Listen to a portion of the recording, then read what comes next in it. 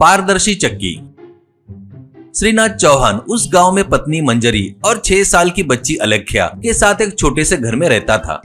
वो एक अच्छा पेंटर था। उसके खानदान में सभी लोग पेंटिंग करके औजार से मूर्तियां छिलकर बनाकर वो शिल्पकार को धनवानों को बेचकर बहुत ही इज्जत से जी रहे थे। वो ही प्रतिभा श्रीनाथ में आई। ज्यादा पढ़ाई नहीं किया, फिर भी अपने को जो कला आती है उससे पेंटिंग करके उसको आर्ट गैलरी में रखकर वहाँ पर आने वाले चित्रकला को चाहने वाले आकर कोई 10,000, कोई 15,000, कोई 25,000 में खरीदते थे।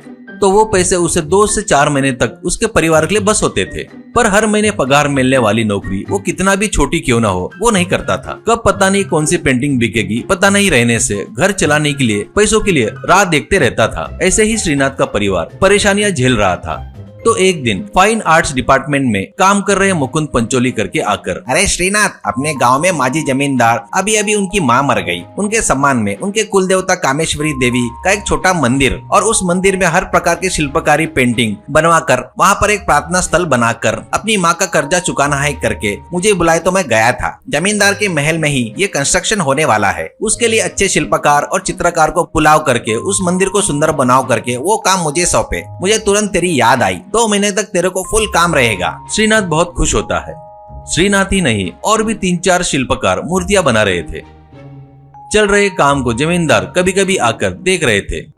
एक दिन श्रीनाथ एक पत्थर को एक देवी की मूर्ति में बनाने के लिए छिलते हुए मुकुंद पंचोली को बुलाकर, अरे सुन मुकुंद, इस पत्थर को कमर तक छिलने के बाद नाभि बनाने की जगह पर पत्थर बहुत ज्यादा बोल्ड है, अगर छिलूंगा ना तो टूटने का डर है। ये बात जमींदार को बताकर दूसरा पत्थर दो बोलो, ऐसा कहता है। मुकुंद, अरे चुप चुप चुप, ऐसे तो अभी ऊपर छिल डाल। कल ही जमींदार तेरे पीछे खड़े होकर मूर्ति बढ़िया बन रही करके बोले, अभी ये दूसरा पत्थर चाहिए बोले तो तुझे नहीं खराब पत्थर लाया करके मुझे गाली देंगे। कैसे तो भी मैनेज कर, कहता है। श्रीनाथ पसंद नहीं होते हुए भी नाभि छिलना शुरू करता है, पर जो सोचा था वैसा ही हुआ। वो पत्थर नाभि के पास टूट जाता है। तभी उसी समय जमींदार आकर वो देखकर मुकुंद पर बहुत चिल्लाता है, तेरे को बताए तो तू अच्छा संभालेगा करके मुझे लगा। आलसी शिल्पकारों को बुलाकर काम सौंपा क्या? इसे और इस पत्थर को यहाँ से निकाल दे। ये पत्थर और शिल्पकार मुझे दिखने को नहीं होना कल से, ऐसा बोलता है। श्रीनाथ मेरी गलती नहीं है सर करके बोलने जाता है तो वो नहीं सुनता और वहाँ से गुस्से से चला जाता है।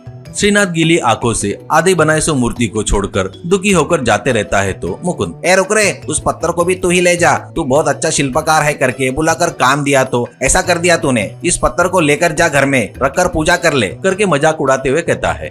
श्रीनाथ की पत्नी घर में दिलासा दे रही थी। वो, वैसे भी इस पत्थर का अभी उपयोग नहीं है ना, तो इसे आटा चक्की बनाने के लिए एक चक्की बना कर दो। हरदम इसके यहाँ उसके वहाँ जाकर पीस कर लाकर रोटी बनाने में तकलीफ हो रही है, ऐसा कहती है। तुरंत ये आइडिया अच्छा है करके आवाज सुनाई देती है। श्रीनाथ कौन है करके चारों तरफ देखता है तो मैं ही हूँ श्रीनाथ। इस पत्थर को छिलकर आधा बनाया ना, वही देवी हूँ। अब मुझे पूजा करने वाला कोई भी नहीं है, लेकिन तू मुझे बढ़िया छिलकर चक्की बनाकर आटा पीस लो, कहती है वो पत्थर की देवी। श्रीनाथ, ठीक है माँ, आपने जैसा बोले वैसा ही करूँगा करके छन्नी हथौड़ा लेता है। आश्चर्य की बात ये होती है कि वो चक्की बातें कर रही थी। बातें करते समय लेकिन पारदर्शी हो जाती थी। अलेख्या को बुलाकर, क्या बेटी स्कूल नहीं गई क्या करके पूछती थी चक्की। अलेख्या विचार करते हुए, पैसे नहीं भरे इसलिए स्कूल से नाम निकाल दिए, ऐसा कहती है। तो चक्की, अरे ऐसा क्या, तो ले पैसे करके वो अपने आप घूम रही थी तो पैसे बहुत सारे बाहर गिर रहे थे। ये ही नहीं, आप लोग जो भी चाहिए वो मांगो, सब दूंगी, ऐसा कहती है चक्की। अब श्रीनाथ बड़े घर में रह रहा था। मंजरी पूरे बदन भर गहने पहनकर थी। ये सब पता चलने पर मुकुंद के साथ जमींदार आकर, ये चमत्कारी चक्की हमारी है, ईमानदारी से हमको दे दो। श्रीनाथ, ऐसे कैसे? इस पत्थर को तो मुझे दे दिए ना, कहता है। तो मुकुंद और जमींदार उस चक्की को उठाने के लिए आगे आते हैं। चक्की फट से उठकर लुढ़कते हुए गली में चली जाती है। जमींदार और मुकुंद उसके पीछे भागते हैं। आगे चक्की, पीछे ये लोग। रास्ते में जाने वाले लोग, अरे ये क्या चक्की ऐसे लुढ़कते हुए जा रही है, पीछे ऐसा क्यों जमींदार इसके पीछे भाग रहा है करके आश्चर्य से देखते हुए रहते हैं। कुछ लोग, अरे बढ़िया है, टॉम एंड जेरी देखे वैसा है करके जोर जोर से हंस रहे थे। ऐसे उनको सभी रास्ते पर घुमाकर फिर से श्रीनाथ के पास आकर रुक जाती है चक्की।